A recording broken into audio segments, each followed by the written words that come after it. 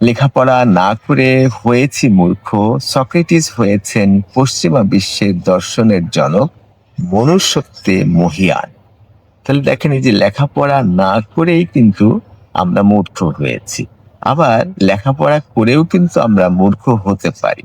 যদি আমাদের সে দর্শন জ্ঞান, প্রকৃত জ্ঞান সৃষ্টি না হয়, যদি সৃষ্টি না করতে পারি, যদি আমাদের চরিত্রে সেটা পরিবর্তন না আনতে পারি। 1000 বিঘা জমি চাষ করেও আপনি যদি রাখালদের চাষার মতো আপনার ধ্যান ধারণা, চিন্তা চেতনা, কুসংস্কারে আচ্ছন্ন যদি হন, তাহলে আপনার চরিত্রে কিন্তু সেই বই পড়ার প্রভাব আসেনি। তার মানে 1000 বিঘা জমি চাষ করলে যেমনটা, ঠিক 1000টা বই পাঠ করলেও কিন্তু একই। তার মানে পড়াশোনা করলেও আপনি মূর্খ হতে পারেন, আর পড়াশোনা না করলে তো আমরা সবসময় মূর্খ বলি।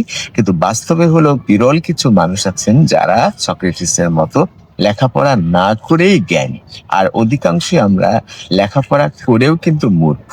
কোন ধর্মে মূর্খ? সেটা দর্শন ধর্মে, জ্ঞানের ধর্মে। আমরা কিছু সৃষ্টি করতে পারি না, অন্যের মনের কথা বুঝতে পারি না, চার দেওয়ালের ভেতরে কি ঘটছে, একটা মানুষের মনের ভিতরে কি ঘটছে সেটা আমরা বুঝতে পারি না।